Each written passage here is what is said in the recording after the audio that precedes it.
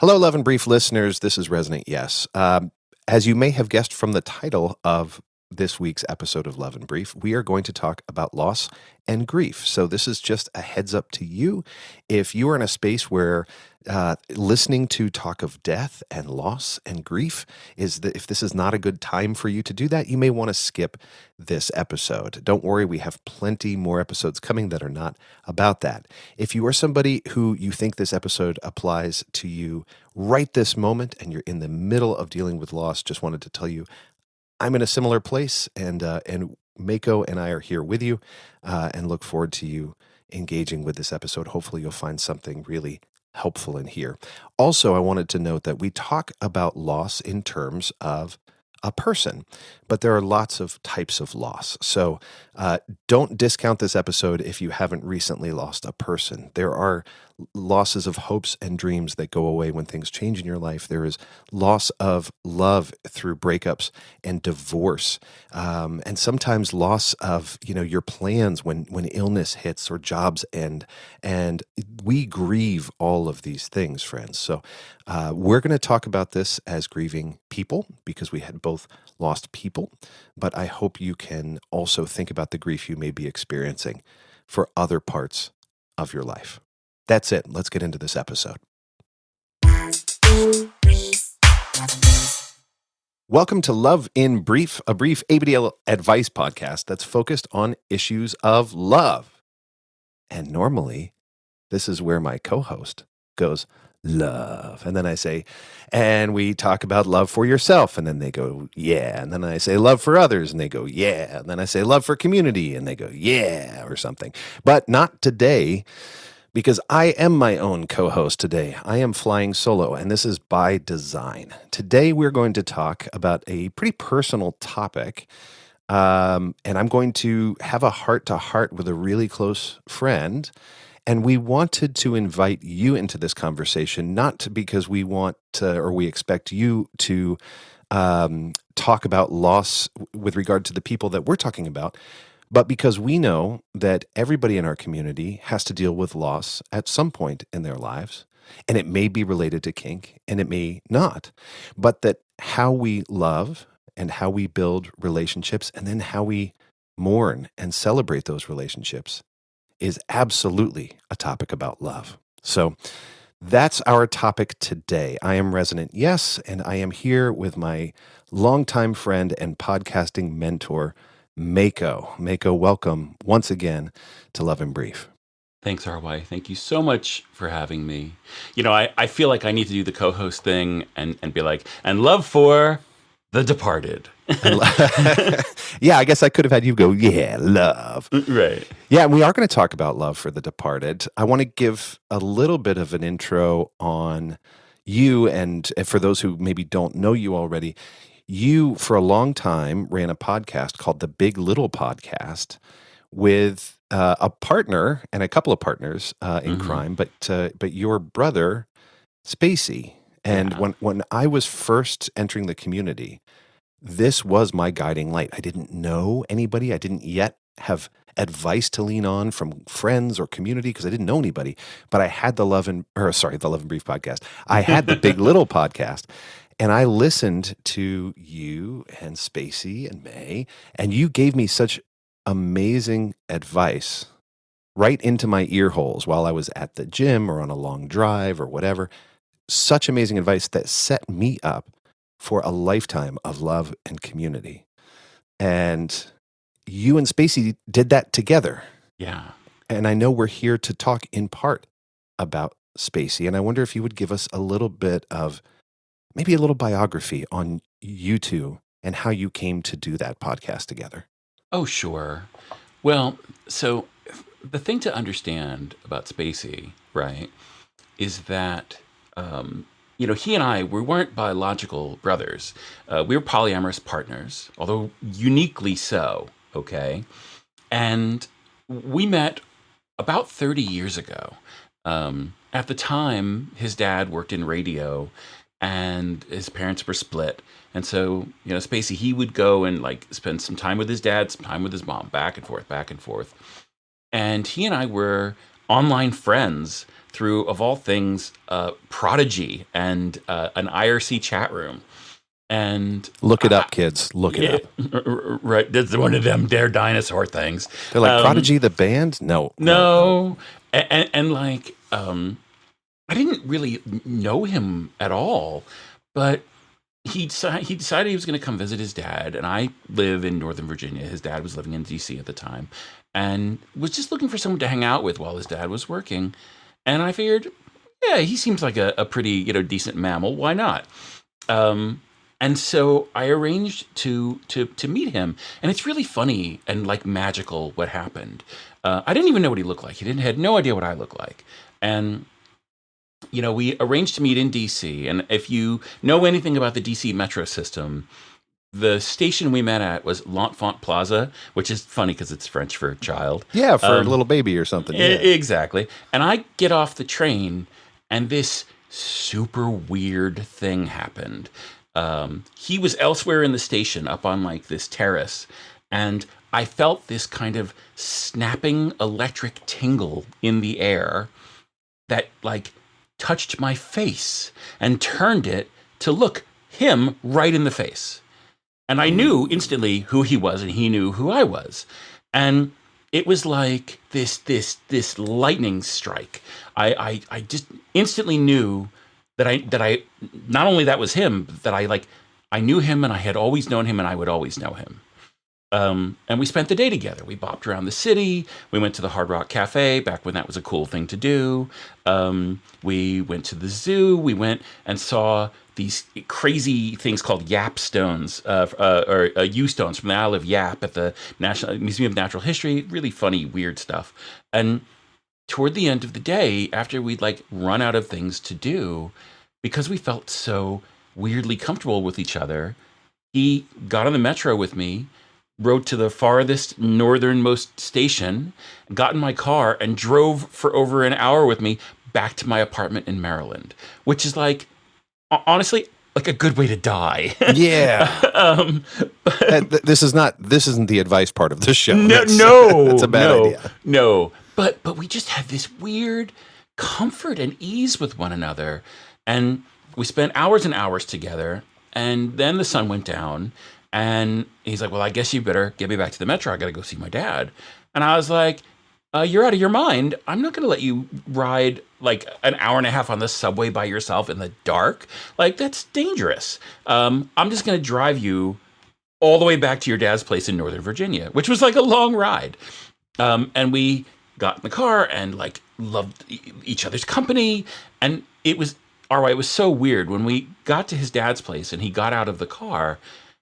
As he started to walk away from me, I felt like someone was taking a hot hook or knife and dragging it through my stomach, because I couldn't stand to be separated from him. And him either. We both kind of went, ugh, a little bit. And I didn't understand what it was at the time. I thought it was like a form of like food poisoning or something. But no, that's not what it was. And he, went inside, and after a few minutes, like it abated somewhat. And that was that. And I didn't really think much more of it. But then I saw him again many times. And every time I would see him, it was so strange. Like I'd get within about, 300 yards of him, and I knew where he was in relation to me. I could feel him in my body. This sounds like one of those sort of soul connections. That's exactly what it is. Yeah. Okay. And so like over time, we just got closer and closer and closer and closer. And then several years later, I met this girl, Penny, and I had the exact same feelings with her. And so I was like, well, this is weird. I better like test this out. And I arranged for the two of them to meet at Southeast Leatherfest. And they found each other across a crowded vendor room filled with hundreds of people. Same thing. So a couple of weeks after that, we all got together at Penny's house in North Carolina. And I'd never been there before. And friends of mine were driving me. And I'd never even seen the house. I didn't even know where it was. And I was like, oh, there's a turn coming. It's a country road. It's like around this corner. And when you get there, turn right and go into the woods. And they're like, Mako, you're a crazy person. I was like, no, trust me, that's where it is. And when I actually got to the house and we like pulled into the driveway, like they came out onto the porch to kind of greet me as I was like dashing down this like gravel driveway to meet them, and it was like a Wile E. Coyote Roadrunner thing. I almost face planted, and I got to the top of the stairs, and the door opened, and there they were. And when the three of us embraced one another, I felt like a bomb had gone off, and I had this incredibly significant, life changing spiritual experience, and we all did, and we realized that we were actually the same person split among three bodies. Which is why Well, we call. Yeah, go ahead, please. I was going to say, I mean, what a way to talk about a soul connection like that. Just one soul split in three bodies. Yeah, and I mean, so we started to refer to ourselves as the Ghidra, like King Ghidra, right? The Ghidorah, the Japanese monster. I Right? have no idea what you're talking about, but I believe you. It's a three-headed dragon. He's Okay. like bronze and gold. There's loads of cheesy movies with him in it. You'll see. He's awesome. Cool. Okay, and like this was our experience. Like we would complete each other's sentences when we were with each other. We'd always want to be sitting near each other or touching. Yeah. We were intimate in a way that no one is intimate. And so many years go by, and we start doing advocacy and teaching together because that's who we are as a person or as persons. I don't know, it's confusing. And we decided at one point, because brother was living in Atlanta and I was here near DC, that we wanted to create a project that was insensitive of distance, that we could do it wherever, okay, and that would have value that would persist. When you go to an event like Black Rose or Camp Crucible or what have you, and you teach, maybe you teach in front of 25 people and they hear it and they're like, oh, that was great, whatever, right? But a podcast, now there was something different, because we'd be able to reach people all over the place. We'd be able to say super dirty things to people listening as they're working out in their gym, like yourself. We'd be able to reach around the world and talk to someone who was homeless in South Africa and help her to feel less lonely. So we got started, right? And that's like the genesis of the Big Little Podcast. And before we'd done that, no one had ever done an age play podcast before. And we kind of learned as we went. I mean, if you go back and listen to the podcast, which you still can, by the way, that's another topic. Yeah, we'll get into that too. But yeah. But if you listen to the first episode and then you listen to the 12th episode, there's some clunk in there, and you can hear us declunkifying the podcast. It's a thing. Oh, I have no idea what that's like. I'm certain we were absolute perfection. Please, everybody, don't go listen to episodes 1 through 50. No, do. But I mean, it was so apparent as a listener to every episode you guys made. So apparent that you had this connection. So apparent that you had this incredible chemistry and incredible love together. Yeah. And I mean, at the risk of fast forwarding too much, I know there's nothing you can do to summarize everything in your relationship, but how would you tell us about what it is that Spacey was amazing at? What was Spacey incredible at? He was simply the best person on this planet. He was kind and good and smart and empathetic and a brilliant listener and a brilliant supportive speaker. People had a way of opening to him, and he would guide them sensibly to figure out what they really thought, figure out what they really wanted for themselves. It's brilliant. You can hear it on the podcast over and over. He did it all the time. He was also a brilliant designer, a brilliant photographer, a brilliant web developer, a brilliant engineer, a damn fine parent, I'll tell you that, and just the best brother I could have asked for in my life. That's amazing, and I love that we get to intro Spacey this way. If people want more of the intro, the deep intro I got, we'll give them some instructions here in a bit to go back and find the podcast. But I want to introduce another person, because we're talking about loss, and the reason that I engaged Mako on this is because some of us in the community are once again experiencing a loss, and I'm experiencing a loss of our friend Idiot Wind. Idiot Wind passed away a couple of weeks ago, and you may not share circles, so you may not have known Idiot Wind, and you may not have known that he passed away. You may not have seen the tributes that came out. So I wanted to introduce you to my friend, and I am mid-process on this, and so I reached out to Mako as somebody who has always been just an absolute fount of wisdom for me. Idiot Wind was an absolute music nerd who reached out to me early on FetLife and said, "Hey, I know you described being from this area of the country. I have a band that I'm obsessed with, and if you don't know them, you should. They're from your area of the country." And I said, "Oh my gosh, I know that band. I actually got to perform one weekend with that band." And Idiot Wind was like, "You have to tell me everything." And we got into this big musical discussion. It linked to another musical discussion, and he turned me on to all these new bands.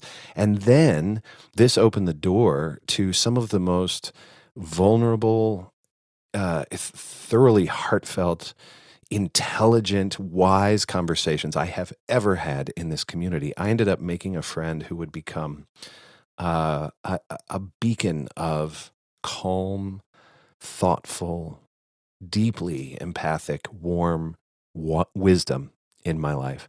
And he was that for so many people. And I am so grateful for my relationship with him. But I have to say, that wasn't special to me. When I saw the tributes come out from other friends that I know and many people I don't know, he was that for everybody. Yeah. An absolute. He was this calm, rational, thoughtful, deeply loving, heartfelt voice of wisdom.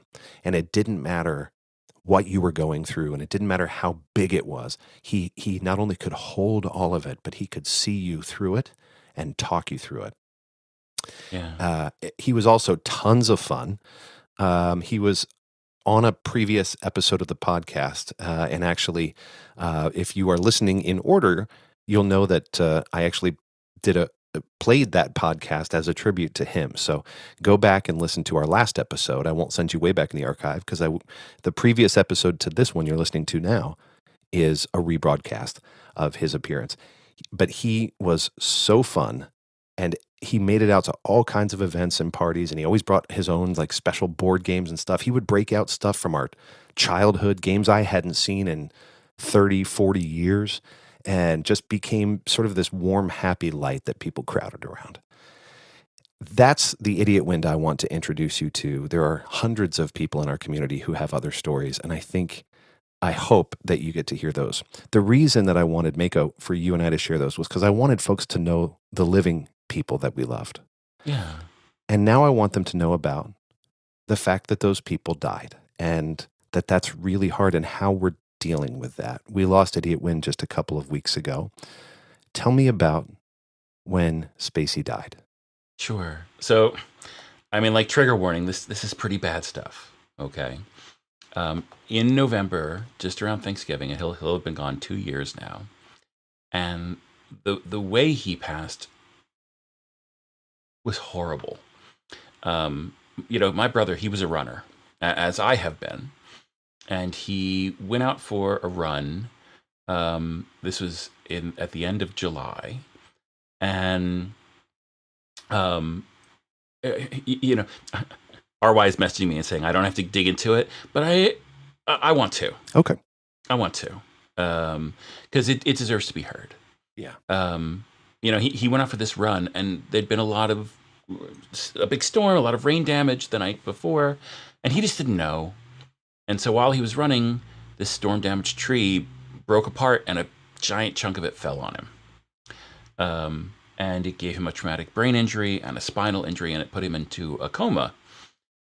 And I rushed to Atlanta immediately and sat with him for the better part of a week, waiting for him to make any progress and wake up. And it was very touch and go. He didn't seem to be making any progress. But my brother was a fighter, and over the course of several months, he started to work his way out of the coma. And I have so many feelings about this. In the fucking movies, people show you people laying there, looking all coiffed in this coma, and then they wake up and they kind of stretch and yawn and go, "Oh, who's the president?" or whatever. And that's some fucking bullshit, is what that is. Yeah, it's not how it works. Not at all. There's this thing called the Glasgow Coma Index, and it measures like how in and out you are, and it's not linear. And, you never know what kind of functionality you're going to get back. And, you get gains and losses, and you retrench and you move ahead.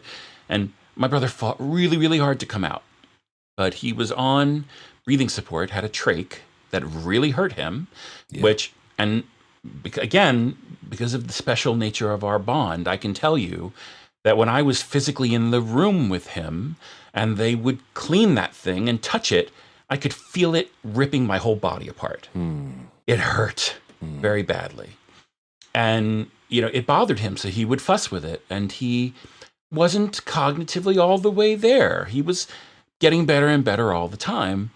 And I saw him, thankfully. I was so lucky to see him just about 2 years ago. I went there over Thanksgiving to visit him and to hold his hand and tell him I loved him. And even though he couldn't speak because of the trach, we spoke in other ways that were available to us.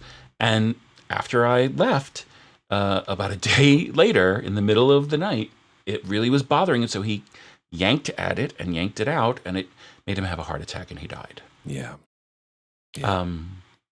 And why I say all this awfulness is that, when people die, people say that everybody dies the same way, but it's not actually true. You can die of a lingering illness. You can die of withering health. You can die suddenly. I managed to somehow stick the double and get both with brother. All at once and then slowly. Yeah. Exactly. Right. It was terrible. Yeah. And when May called me, she called me the minutes after it happened. Okay. And, it was early in the morning, and at first I didn't get it because I thought she must be pocket dialing me or something. And when she called the second time, I knew. And part of how I knew is that there's this way that he and sister and I feel each other, and I went looking for it, and I couldn't feel him. And I picked up the phone, and she told me what had happened, and my first reaction was I said, "Oh no." And then my second reaction was, what am I going to do now? Yeah. Yeah, and that sense of being lost, right? Adrift. Yeah. I have a really amazing therapist who I've been talking to for a long time now. And one of the things that she taught me is that grief is not grief. It looks like grief is all one thing, but it's not true. There's primary grief and there's secondary grief. Right? Primary grief is the immediacy of, oh my God, they're dead. And secondary grief is, now what is your life going to be? Yeah. Right. What loss has happened to you? Yeah. Brother and I, we were talking about spinning the podcast back up again. Yeah. And doing a different incarnation of it, like the little podcast, kind of patterned after Love and Brief, where they would be little 15-minute episodes. And nice. That's out the fucking window. That's out the window. Right? I never assumed you and I could do a 15-minute episode. No, wasn't going to happen. Honestly, not him and me either. I mean, have you met us? And he and I had all these plans.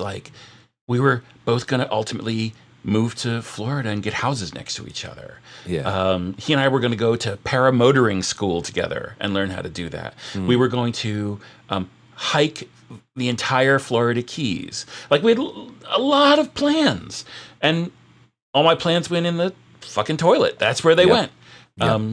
So I had to spend time learning how to live in a post-spacey world. Yeah.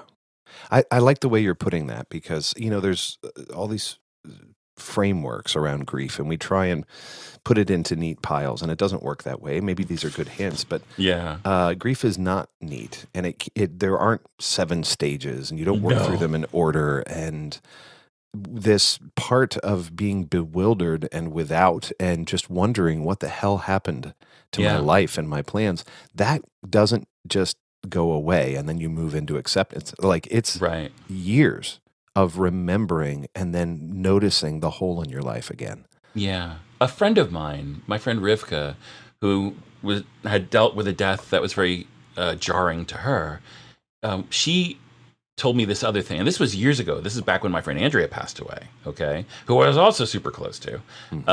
She said that part of how grief comes for you is it comes for you with a punch in your head and a punch in your stomach, and they're different, right? The punch in the head is that sort of intellectual, well, what could I have done, and what's going to happen now, and what if I like carried the two differently? And it's very intellectual and painful. Mm-hmm. Yeah. And the punch in the gut is where you'll see something, and it like dangles this ugly, stinky carrot in front of your face of like, here's some more loss for you weren't expecting. Yeah. Right. Yeah. Yeah. I hate that goddamn thing. Oh, it's the worst. And, I think when you first hear the news, even if it's something maybe you've been expecting in one form or another, but certainly when it's sudden, Yeah. there is this disbelief, and you work your way through this sort of mental reconciliation process of how could this be? And as you put it, like, what is life like in a post that person world? Right. But that mental part is, as you talked about, it's coincided by your heart desperately Yeah. trying to make connections to a place it can't understand.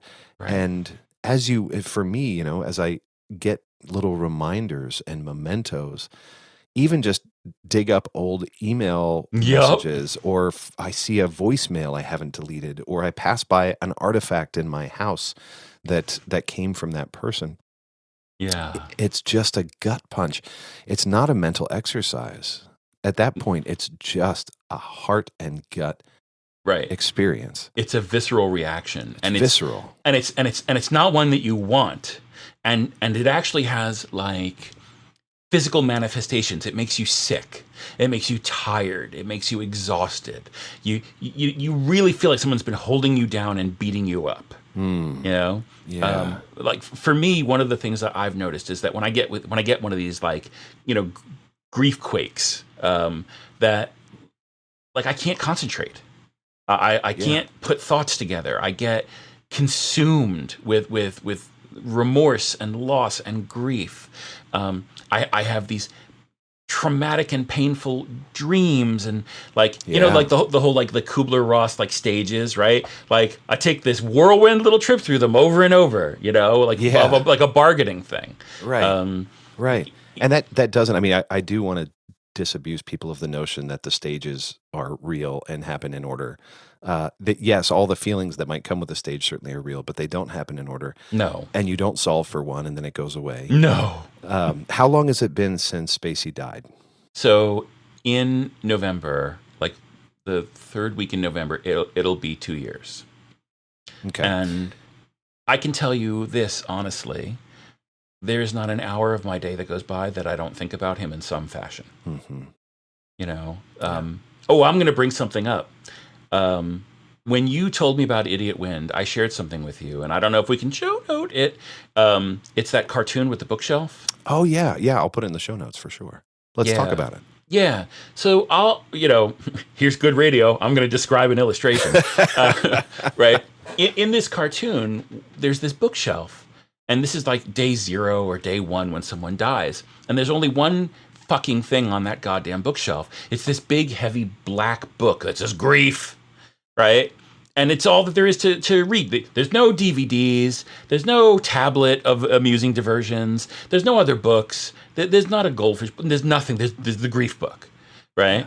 And if you go to pick this thing up, which you're gonna, right? It's heavy, and you're probably going to cut your hands on it. And when you go to read this thing, it's like, why am I even reading this? And you don't even know, right?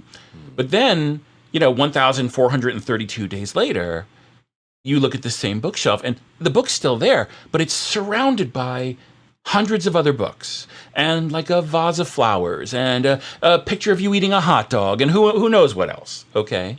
And I think that it speaks to this truth, which is that when you love someone and you grieve them, that's forever. It's not going to go away. It just becomes like one tiny little stone in this ever-growing mosaic of your life. Yeah. Yep. That is such a great illustration. Yeah. And in the moment, that bookshelf, it's the only thing on there, and you can't think about anything else. Sucks. And your heart has nowhere else to go, and you're just stuck with it. Yeah. And then the mosaic and the objects and the artifacts from other parts of your life start to surround that book. Yeah. Right. And so like I can think of, because everybody dies. Okay, death is a part of life. Everyone knows someone that's died or is about to, Yeah. and so there's not a single person listening that this isn't relevant and prevalent for. And I can already hear some of the things that people want to ask us, like, so how do I get over this, and how do I not feel so bad? And like, there's kind of good bad news about this. That's not the math. That's not how it works. Like, you're gonna feel it, and you have to kind of lean into it. And if I can lay a little Taoism on you, okay, about it, um, you know, this moment is the only moment. This place is the only place. And when you know that, there's this other thing, this other truth about yourself that you can embrace as a practice, okay? But it's not like you will get it and then float 3 inches off the ground and be like, oh, that's not how it works, okay? Yeah. This is what the truth is that you are not your thoughts. You're not. Like, you can think things and they can be horrible, terrible, gut punch, head punch things, and you will. But you can also very gently say to yourself, oh, that's just thinking. That's not me, right? Mm-hmm. So, like, there's this chair I have in my house, this black recliner. It's very comfortable. I really love it. And I was sitting in the recliner when Spacey had the accident that put him in the hospital. And I didn't know. Okay, I'd come home from having a hot dog. I like hot dogs. The little version of me really, really likes hot dogs. You got to. Okay, and so we have this hot dog. It's delightful. I come home. I'm sitting in the recliner, and suddenly, I didn't feel good. And like, only later, through a series of misadventures I'm not going to get into, did I find the truth of what was really happening of his accident. It's kind of personal and private. I'm not going to get into it. Sure. But so now, like, there are times when I'm sitting in the chair, having a mug of tea, or thinking about going and having a hot dog, because I still like them, and I'll have this, like, associative moment, and I get a gut punch of, like, yeah, this is that fucking chair. And, like, maybe we shouldn't have a hot dog because that's how brother died. Right. Right. Which is like causal nonsense, right? But it's how we work, man. We try and associate these really strong feelings with an occurrence so that we can avoid that occurrence in the future. Exactly. And every time you walk by that chair, some part of your limbic system goes, oh God. Right. This is going to kill another friend. Right. And like, part of that is because, like, we have this like uptake receptors in our brain, and we used to be hunter-gatherers, and like, we like to make patterns out of chaos. We like magical thinking. We like to try to figure out the roots of things. And like, the sad but beautiful, wonderful truth about life is that life is a sloppy bag of goo. You want to think that you're in a pool and that there's an edge you can hang on to so you don't drown, but that's not true. You're in the ocean and you're floating and there's nowhere to go. It's uncomfortable. It's a very uncomfortable feeling. Yes. And this is, to borrow an axiom, one of those situations, I think, where the only way out is through. Yes. And yet I will tell you, there is no out. There is only further along. Yeah. And there's a model. So I read this blog called The Widow's Handbook. It's at thewidowshandbook.com if anybody wants to go. Show note. And they introduced me to a few frameworks to think about my own grief. And one of them is this notion of kintsugi, which is a Japanese art of taking a broken piece of pottery and putting it back together, right? And when you put the pottery back together, the goal in this art is not to make it look like it did before you broke it. The goal is to include this, beautiful powdered gold or dusted glue that is mixed with sparkles, and to make the cracks more evident and more beautiful. And to think about grief this way helps me because it excuses me from having to be done with it. Right. I don't need it to forever be gone. I don't need to walk around like a person who is broken either. Right. I can be a person who has put the pieces together and now carries with me the beautiful lines that came with rebuilding. Absolutely. There's this thing I like to say about being alive, which that life is inherently mathematical. What I mean is, have you ever looked at like a complex equation? It's the square root of the thing over the thing minus the, exponent to the whatever equals x, right? That's actually kind of the formula of your life. Every single thing that ever happened in your life, and actually even before your life, happened so that the universe could conspire in this moment, place, and time for you to be here. All of it. All of it had to happen. And you can tell. There's a way you can tell. You know how you can tell? Because it's happening. Yeah, because it fucking happened. It's over. It's gone, right? Oh, I wet this diaper on this bus? Yup. It was supposed to. That's happened. That's how I got here. Yeah, it did happen. Right. Okay. Yeah. And so, part of that is when you know that and you feel that, you can kind of forgive yourself. Right? You can recognize that things happen in your life, and some of them look like they're really good things, and some of them look like they're really bad things. But the truth is, they're just the things that happened. And it's up to you to decide what to do with them, right? Like, okay, I have an example, and it's relevant. It's related to brother.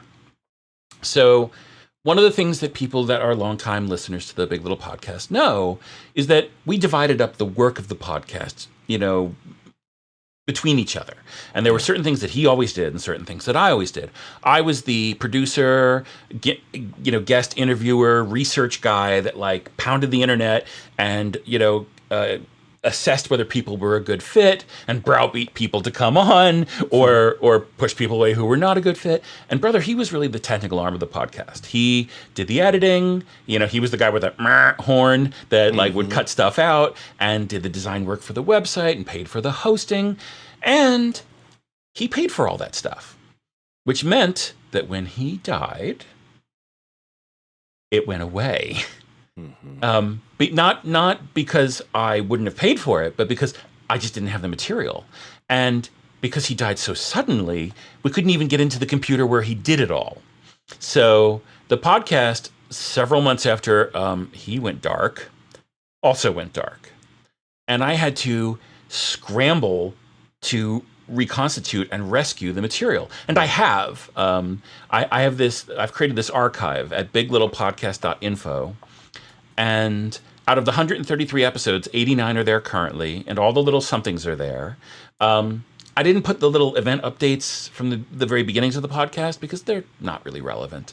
But I have everything. I have it all saved locally. I managed to find a way to capture it all from a repository on the internet, and Awesome. I'm slowly reconstituting it and actually making it better. One of the things that I've done is a thing that brother and I always wanted, and we had a project for it and never kind of went anywhere, was to have transcripts so that people that are deaf could enjoy the podcast as well. Yep. And out of 133, there were like 7 that had it.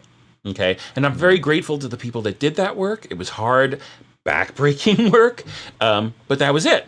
Well, as I've been in the process of reconstituting everything and rescuing the podcast, I found some tools, some AI-based tools that I can use that help me to make transcripts for everything. And I've done that for a number of episodes so far, and even done this like super cool thing called an audiogram, where it creates an audio, or rather a video of the audio, and you can watch it and hear what is being spoken and see each word spoken light up as you're watching. Well, that's cool. It's great. Spotify does something like that already for you guys on Love and Brief, but we never got to do that. So now I'm going to go back. Like, I have this, everything's like a project plan for me. Can you tell I work in software? So pass 1 is going to be all 133 episodes are there. Pass 2 is going to be, I'm going to transcriptorize, it's a word, whatever, everything that doesn't already have one, and I'm going to audiogram all of them too. It probably is going to take me a year, maybe longer, I don't know. And then, and this is something I was just noodling with, but at a certain point in time, I think what I'm going to do is I'm going to create a Discord for the archive, and I'm going to regularly stream myself as I listen to episodes and allow people to come and listen to them with me and be like, stream these all over again. And we can talk about the podcast together. Wow. Yeah. Wow, that's almost like a director's commentary, but live. Yeah, sort Like an of. experience, a shared experience. Yeah. Yeah, well, see, because here's the thing, okay? When Brother and I sat down and we started to do this thing, at first it was like this big goof, right? We're like, oh, this will be interesting. Let's try it out. And we were maybe 3, 4 episodes in when we got the email from the listener in South Africa. And he and I sort of looked at each other and we are like, oh, fuck, this is serious business. And this is really important. And this is like a legacy of ours. And I've come to see that we were kind of prescient about this thing, that its work, as long as it is maintained, it'll outlive me too, and people will still get benefit from it. Right. I have new listeners that go to the archive, people that are in their early 20s who write to me and say, I just listened to the religion episode or the Dark Age Play episode, and I hope it's okay if I message you. And by the way, it's totally okay. It's more than okay. It actually soothes my grief. Yeah. And there's this feeling that I have, which is that I want to keep my brother's voice alive in the world. Of course. And if it keeps helping people, then and we keep talking about things like this, then his death will not have been in vain. Yeah. So, real quick, how do people get in touch with you? Sure. Okay. Well, I'm Mako, Mako on FetLife. That's a super easy way to get in touch with me. Yeah. And if you go to biglittlepodcast.info, there's a contact me page, and you can click there, and you can email me through the archive. I'll see it. I actually would love to see some emails there. I've the archive's been a thing for like about a year now. In one form or another, and I think I've gotten 5, maybe 10 emails. Although I'll tell you, if you look at the reports of the people visiting, like hundreds and hundreds, if not thousands of people are visiting. Yeah. I see it. Every time I go on a podcast or talk on Reddit or I'm active on FetLife, people seem to follow me around a little, and then I'll see these upswings in spikes of people, listening to the archive. And for sure. Oh, that gives me life. It does. I mean, it makes sense. And one of the ways I think that we grieve is we search for ways to make that person live on, right? Yeah. And so one way that you're calling out is that you and Spacey and May made something that lives on in the form of the podcast. You also have said many times there is no Love and Brief without the Big Little Podcast. So you like Spacey's wisdom lives on in this podcast. And in even the ability to do an Age Player ABDL podcast. You guys pioneered that. Spacey's pioneering spirit in yours lives on in that. And long after you are gone and long after I am gone, there will be people who launch their own thing that is somehow an echo of something that we've created. When I think of Idiot Wind, and I have now get to have these conversations with friends who knew Idiot Wind, every time I put on a record by that band or have that conversation, or every time I use the term factory installed, that was his. Yep. Every time I get to think about him and somebody else gets to think about him, and that is how he lives on. Every time I leverage a piece of wisdom he brought into my life, that is how he lives on.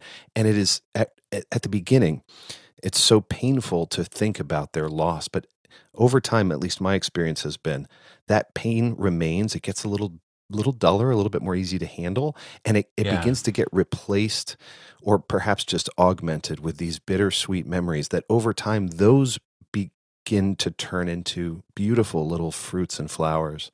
Absolutely. Of these like sweet reminders of the person, and these little, like, after my dad passed, I thought I will never get over this. And indeed, I won't ever get over it. But now 90% of my thoughts about my dad are these beautiful, sweet little moments.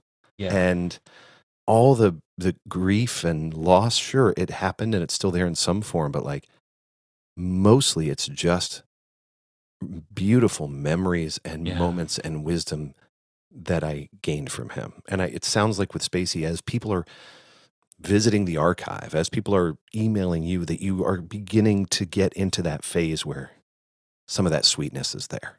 Oh, definitely. It's so funny. Like, I go through these sort of boom and bust cycles, ironically, with it.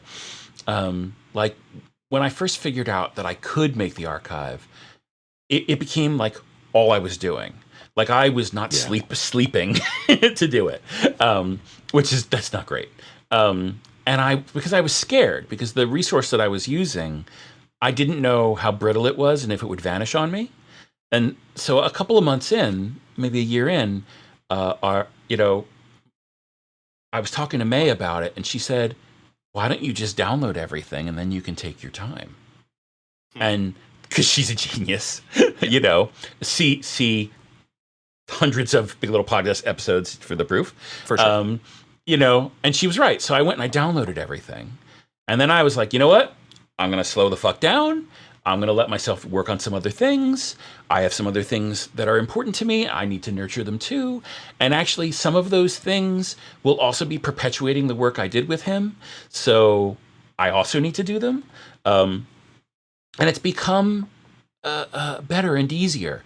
There's this thing that you were talking about before, that a behavior you have now about Idiot Wind, where you like go looking for little digital breadcrumbs of his. For sure. And then when you find one, like then you start like chowing down on it, right? Like, more, right? Yeah. And like, well, it was a terrible food metaphor. I'm sorry, but okay. but like, and you like gorge yourself, and then you kind of reach the bottom of the virtual chicken bucket or whatever it is. Yeah. And there's nothing there, and you feel like shit, right? Yeah. And that is because I think that behavior, that breadcrumbing behavior, which I do it too, I think that what that is it's a form of expectation or a form of trying to move backward. That if I can just get more stuff together, I can feel like it's a year ago. I can feel like it's a month ago, and he'll still be alive, or I can at least pretend real good, and it's not there. It's not a thing. It's not real. No. But the process of engaging, if you can engage in the present, in those artifacts and in those breadcrumbs, like that can be wonderful and healing. Yeah. But trying to bring back the person that way doesn't work. You do eventually hit a bottom. I will say though, I want to talk to you about ongoing relationship, which I know sounds like a weird thing to say. No, go ahead. But with people that I have lost, I have chosen to maintain a relationship with them. Yes. I'm not a religious person. I don't pray to them or anything like that. I actually don't even believe in ghosts, so I don't think I'm talking to a ghost. I just choose to maintain conversation in one form. I thank them when something comes to mind that they gave me. I talk to them if I'm having a hard time that they would have been helpful with. I ask for wisdom even though I don't expect a response. And sometimes I even get wisdom, which I find very strange. I'll wake up with something I didn't have, or I'll remember something they told me. How do you, if at all, engage in relationship with Spacey today? Oh, I'll tell you. And it's actually pretty fucking weird and beautiful. So remember that I was telling you before about how we had these and have these weird, ephemeral, strange, otherworldly connections, right? Like there are times when I've been in a restaurant eating something and the phone rings and it's sister and she's like, boy, that Eggs Benedict tastes really good. And that is what I'm having. Okay. And I had that with him too. He was on the trach, right? And couldn't eat things. He loved peanut butter. I had some Nutter Butter cookies with me and I ate them so he could taste them. Aw, that's a really sweet idea. Yeah. That's a really sweet idea. And so here's the thing, right? Is like now that I still feel that same connection. It's different than before. And I will tell you that when I am with sister, or when I'm talking to her, or when I'm with May, or when I'm talking to her, and especially when the three of us are together, I feel him more. And I have this theory, and it's funny because Brother would roll his eyes at this because he was very much an atheist and a scientist, okay? And he only consumed this woo tea in little sips and grudgingly, okay? But I have a theory, and my theory is that when we are strongly connected with someone else, that it's a form of quantum entanglement. I think that because his brain and my brain and sister's brain are so similar, because our childhoods were similar, because whatever it was that made us click that way, I think that we wrote portions of ourselves into the like ROM or something, or RAM, I guess, of each other's brains. And so there's a piece of him that is alive in me now. And there's another piece that's alive in May, and another piece that's alive in Penny. And when we get together, those pieces are magnified. I love that. I think that is so. I love that. There's more I can say about it, but frankly, it's very private. I'll tell you personally, RY, but off the air. We'll do it offline. I mean, so as somebody who it sounds like is a little bit more like Spacey in that regard. Yeah. I drink Wu tea in small sips myself. Yeah. I agree. And the way that I think about it is I can't undo the influence that Idiot Wind has in my life. It's not had, right? Has today. Right. I can't remove that wisdom. I can't remove that humor. I can't remove the memory of his voice or his laugh. Right. You know, that is just with me forever. And right. for the other people that nor I've would lost, you want to. nor would I want to. But right. even if I made a concerted effort, I couldn't do it. So I am now presently carrying the mark of somebody that I really cared about. Right. So whether it's quantum entanglement or just this beautiful etching, that is part of me, and it's true for every person that we've lost. And I really embrace that. I embrace the permanent mark on my life that these folks have left. Yeah, there's a book and movie I love called Cloud Atlas. Do you know it? No. Oh, it's a marvelous, marvelous book and a very challenging film that I can't even begin to describe to you because we don't have that much time. But there's a quote from it that I think is relevant. It's, "My life is no more than a single drop in a limitless ocean. Yet what is any ocean but a multitude of drops?" Ooh. Right? I believe that you and I and every other living thing both were and are and will be that same one thing forever. I think we have access to it. I think we're a part of it. And if you allow yourself to partake of it, you can. You get me with one every time. Thank you. That was the one. You may get, there may be another, I don't know, coming, but that was the one. Sure. And I will put Cloud Atlas in the show notes as well as on my reading and watching list. That is so good. Yeah. We are all a single drop in a limitless ocean. And yet, what is a limitless ocean but a series of drops? That's it. So good. So I want to also think about sort of practical advice. So I come to you as a friend and and I say, as I did this week, and I say, Mako, you know, I lost a friend, somebody I cared about, and I'm struggling, as are other people in the community. So when a friend comes to you and says that, as somebody who has now for 2 years dealt with some of the greatest loss a person can know, what advice do you give to me? Okay, so first off, don't run away from pain. Lean into it, actually. Hema Chodron, who wrote a wonderful book called When Things Fall Apart, and another wonderful book called Getting Unstuck, which you should read, listener, and you should read, RY. And it talks about our relationship to suffering. You know, there's that thing I'm always saying about this moment is the only moment, this place is the only place. Well, there's a truth that goes with that. And it's that all experience is transient. You know, human beings, we're really good at telling ourselves just toxic fucking lies. And so one of the lies that we tell ourselves is that when we are unhappy, when we are angry or sad or grieving, that we're just going to feel that way forever. And that's a lie. It's a lie. You're not going to feel that way forever. You're going to feel differently. If you turn and look that pain right in the face, you're going to realize it's a lie. It's not true. Like, you're going to go get in the shower. You're going to wash your ass. You're going to get in your car and drive to Starbucks for some crap coffee and drink it carefully as you drive to work. And you'll feel different things, right? When that happens, it doesn't make the pain go away, because that's nonsense, but it blunts its teeth so that it can't bite you that hard. right? It still hurts. It's supposed to hurt. It's painful. It's not a hand job. I hope those So, aren't painful. I mean, You're doing it wrong. right. I mean, they Well, can maybe be. you're doing it exactly right. I don't know. Right. Maybe you want a painful hand job. That's right. But my point being that feel the thing you are feeling. Feel it in your fucking bones. And then feel the next thing. Because you'll realize that you're constantly going to be feeling more things. You're constantly going to be adding more books and goldfish and pictures to that bookshelf. And you're supposed to. That's what living is. That's really good. Thanks. Yeah, that's really good. And my previous experience with grief, I completely agree. And what I've learned is that if you put off grief, Yeah. you will feel it later, and you will feel it in much weirder ways than you want to.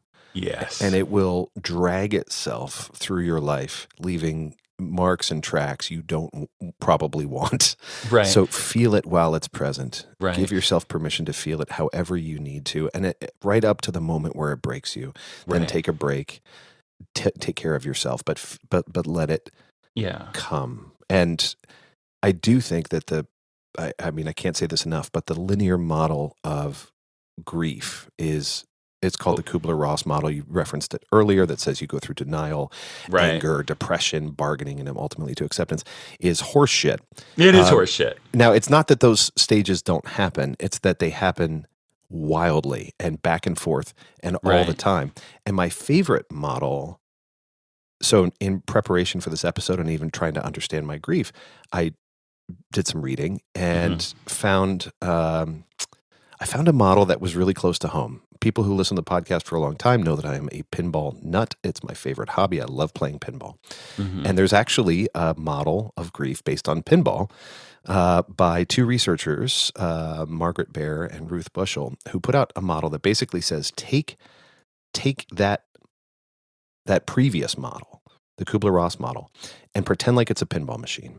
And the drain in this case is acceptance, right? The place where the ball settles. The problem is, just as in pinball, there are flippers. And every time that ball starts to settle toward the drain, some trigger, some part of your life will flip it. Yeah. And it'll go right back into denial, or it'll sling over into depression, or it will randomly ping into bargaining and anger, and back and forth between bargaining and anger. And then eventually it will start to work itself towards acceptance. And then another flipper will flip, right? And you might ping more gently, or it might not go as far, or it might go twice as fast. But it's not going to settle. And eventually you will drain that ball. Eventually you will land in acceptance. Right. Eventually. Like every pinball game eventually ends. Whether you like it or not. Whether you like it or not, it's going to happen. But right. But accept that there are going to be triggers you don't expect, and those are okay. And the process of going through anger and denial and bargaining and depression over and over and in random ways is the process. That is the process. And if you try and hold yourself up to a standard of this linear process, you're going to also bring in guilt and shame that you don't deserve. Absolutely. I have another piece of advice for your listeners. Please. And this is going to sound a little spooky, ineffable, and weird, but it's actually not me that even has the advice for your listeners. It's my brother. Oh. So I came to Atlanta for the funeral, and as I was leaving, as some very close family friends of ours brought me to the airport, we were pulling up to the Hartfield-Jackson Airport in Atlanta, and I heard brother speak to me very, very loudly. And like, there's this thing that you have to understand, like in this Gidra-ness of ours, like he wasn't my dominant, I wasn't his submissive, but like my body is his body and his body was my body. And so every once in a while, one or both of them, or of us will turn to the third head and issue kind of an imperative. An imperative is not to be denied. It's a mandate. You must do it. This is what you're doing. Yeah. That's it, right? Like he gave me one a long time ago about never doing breath play ever again, and like that's a thing. I'll tell you that story privately. It's kind of dirty. So we're pulling up to the departures curb, and I hear his voice like a thunderbolt in my head, and he said to me this 5-word sentence that I am now saying to you and to your listeners. And it's this: take joy in new things. Hmm. This Like, was the imperative. that's it. Do it. Like, you have no choice. I'm not asking you. I am commanding you. You will do this. Which means like a number of things, right? It means allow yourself to have a good night's sleep. It means go out and eat food you like. Go out and try new food. Make new friends. Have new experiences. Have them, and like not in this, have them for me. No, fuck that. Have them for you. Yeah. Enjoy the life you have. You're still here.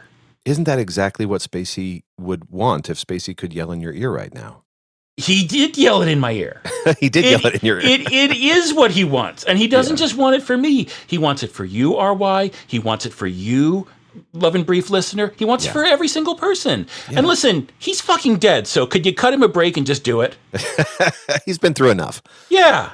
For sure. I mean, I will hold on to those 5 words. Yeah.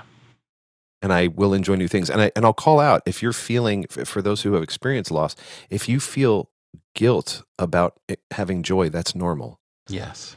If you feel like you're not supposed to sleep well, you're not supposed to enjoy something new, you're not supposed to go on a date or go to a nice restaurant or enjoy an experience that person never would have allowed you to have because of, they hated it or whatever. Right.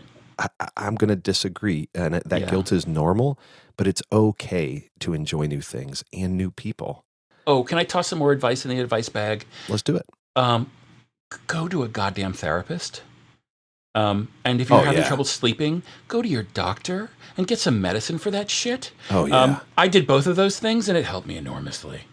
That's just good advice across the board. If you're, I think everybody should go to a therapist anyway for any reason, always. But if you're experiencing grief, that is a great time to talk to your doctor about your grief. Even just let them in on it, and to find a therapist who can help with that, because grief is one of the hardest things that we go through. It's one of the greatest stressors we have. Yeah. And If you're in Virginia, I know a damn good one, and she does telehealth visits too. There you go. You can reach out to Mako. Yep. 2 more questions for you real quick, Mako. Please. One is, did the fact that this was a relationship that involved so much more, but it did involve kink, did that change how you grieve at all? Did it change the nature of your grief? Tell me about that. I have another project that I'm working on, although it's on hold for a while. I'm writing another book about being kinky and dealing with grief.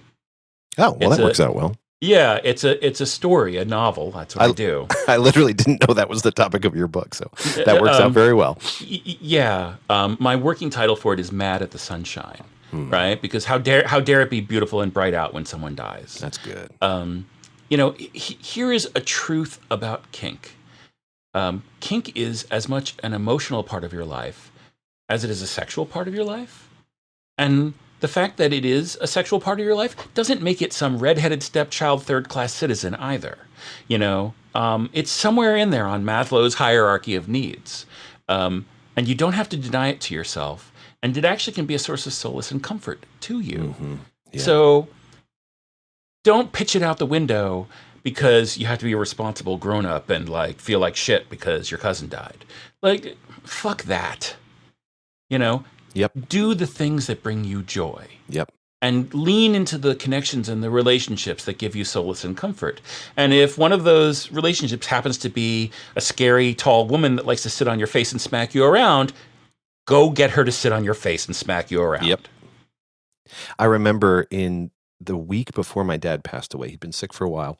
I'd been sitting at his bedside for several weeks. Mm-hmm. And that's, as you can imagine, emotional, heart-wrenching, sometimes physically demanding job. And it was pretty clear we were close to the end. And I remember an opportunity came up to go meet up with some very kinky friends several hours away. Yeah. And that would require being gone for at least 2 days, right? Right. And go to an amusement park, which I love, and ride roller coasters, which I love, and hang with my very kinky friends and do very kinky things. And I remember first saying, no way, there's no way. What if he passes while I'm gone? That was a risk, right?